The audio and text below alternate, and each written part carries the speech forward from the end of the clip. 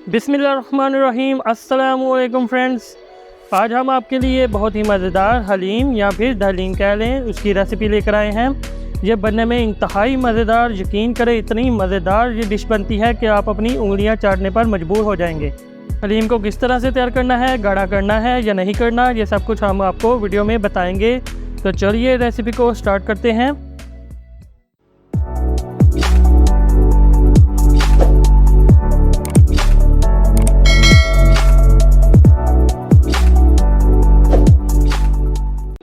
सबसे पहले हम एक बाउल लेंगे, इसमें हम ऐड करेंगे आधा कप माश की दाल, छिलके वाली ले लेंगे। इसके बाद हम इसमें ऐड करेंगे आधा कप मूंग की दाल, वो भी हम छिलके वाली ही इस्तेमाल करेंगे। छिलके वाली जो दाल है उससे बहुत ही ज़बरदस्त टेस्ट आएगा। इसके बाद हम इसमें ऐड करेंगे 3 से 4 कप पानी के और इसको 1 घंटे के लिए भिगोकर रख देंगे। अब चाहें तो छिलके के बगैर वाली दाल भी इस्तेमाल कर सकते हैं, लेकिन जो टेस्ट छिलके वाली दाल के साथ आएगा वो उसके साथ नहीं आएगा। अब हम एक अदद बाउल और ले लेंगे, इसमें हम ऐड करेंगे आधा कप चने की दाल का, आधा कप इसमें हम ऐड करेंगे दलिए का, आधा कप हम इसमें ऐड करेंगे मसूर की दाल। अब हम इनको अच्छी तरह से वॉश कर लेंगे ताकि इसमें जो भी कचरा वगैरह है वो बाहर निकल जाए। लीजिए जनाब, ये धोकर बिल्कुल साफ़ हो चुकी हैं। इसी तरह से आपने भी इनको साफ़ कर लेना है। अब जो 2 दालें हमने भिगो कर रखी हुई थी, इनको भी हम अच्छी तरह से धोकर इनके छिलके उतार लेंगे।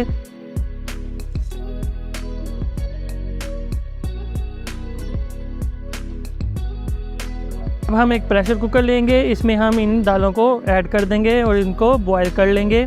बहुत से यूट्यूबर्स आपको हलीम बनाने का तरीका बताते हैं, लेकिन वो ये नहीं बताते कि हलीम को गाढ़ा करना है या नहीं करना। लेकिन हम आपको आगे चल के बताएँगे कि हलीम को गाढ़ा क्यों नहीं करते, क्या वजह होती है जिसकी वजह से हलीम को थोड़ा सा पतला रखा जाता है।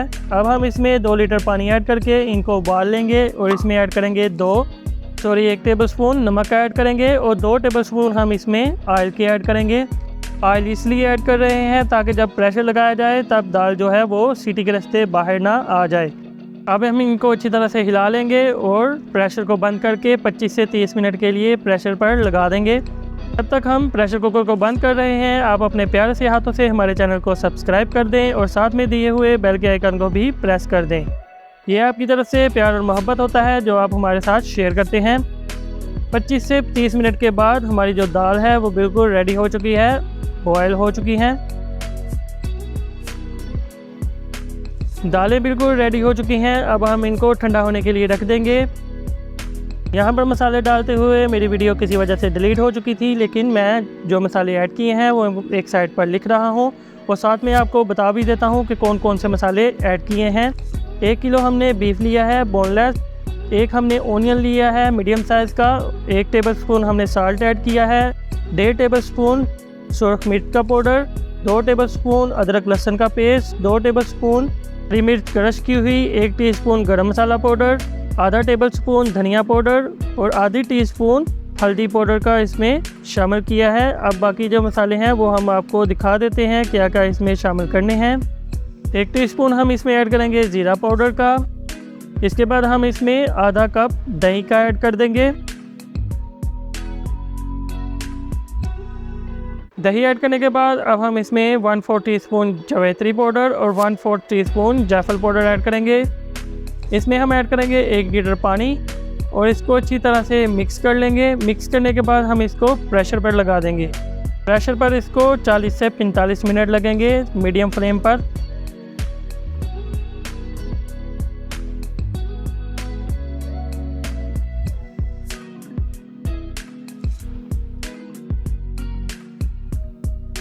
चालीस मिनट के बाद गोश्त जो है वो बिल्कुल रेडी हो चुका है, इस तरह से पक चुका है। इसके अंदर जो पानी है अब हम इसको खुश्क करेंगे। हम आपको दिखाते हैं, बहुत ही नरम और अच्छी तरह से गल चुका है। बाकी का पानी हम इसको खुश्क कर लेंगे, मीडियम फ्लेम पर ही इसको खुश्क करेंगे। जब पानी इसमें खुश्क हो जाएगा तब हम इसमें ऐड करेंगे आधा कप ऑयल का और अब हम इसकी भुनाई करेंगे 10 से 15 मिनट के लिए।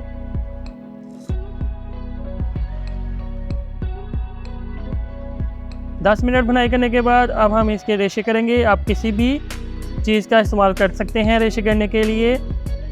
इस तरह से हम इसको प्रेस करके इसके रेशे बना लेंगे। ये देखिए बहुत ही ज़बरदस्त रेशे इसके तैयार हो चुके हैं। इसी तरह से आपने भी इसके रेशे कर लेने हैं।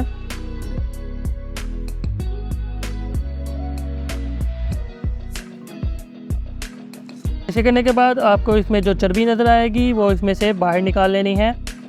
दूसरी तरफ हमारी जो दालें हैं वो बिल्कुल ठंडी हो चुकी हैं। अब हम इनको ग्राइंडर में डालकर ग्राइंड कर लेंगे। थोड़ी सी हम इसमें दाल ऐड करेंगे और उसके बाद हम इसमें थोड़ा सा पानी ऐड करेंगे। इसी तरह से आपने सारी की सारी दाल को ग्राइंड कर लेना है। थोड़ा सा पानी ऐड करेंगे और थोड़ी सी दाल ऐड करेंगे।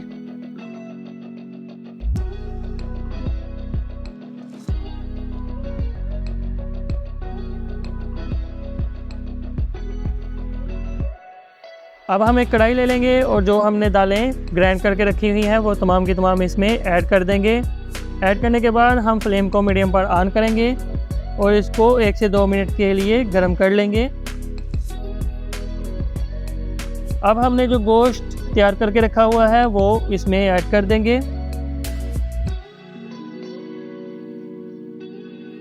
अब हम इन दोनों चीज़ों को अच्छी तरह से आपस में मिक्स कर लेंगे। मैं आपको बता देता हूँ कि हलीम जो है वो ज़्यादा गाढ़ा नहीं रखा जाता, क्योंकि इसको ज़्यादा गाढ़ा रखें तो ये ठंडा होने के बाद और भी ज़्यादा गाढ़ा हो जाता है और दोबारा गर्म करने के लिए आपको इसमें पानी की ज़रूरत पड़ेगी, तो इसका जो टेस्ट है वो बिल्कुल ख़राब हो जाता है। टेस्ट को और ज़्यादा बेहतर बनाने के लिए हलीम को अब हम तड़का लगा लेंगे।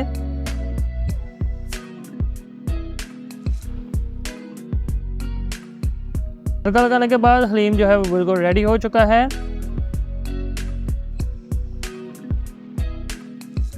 मज़ीद इसी तरह की अच्छी वीडियो देखने के लिए हमारे चैनल को सब्सक्राइब कर लें और साथ में दिए हुए बेल के आइकन को भी प्रेस कर लें। अगर आपको हमारी ये वीडियो अच्छी लगी हो तो इसको लाइक कीजिए, शेयर कीजिए और कमेंट्स में अपने राय का इजहार ज़रूर किया करें। इंशाअल्लाह नेक्स्ट वीडियो में फिर मिलेंगे। अल्लाह हाफिज़।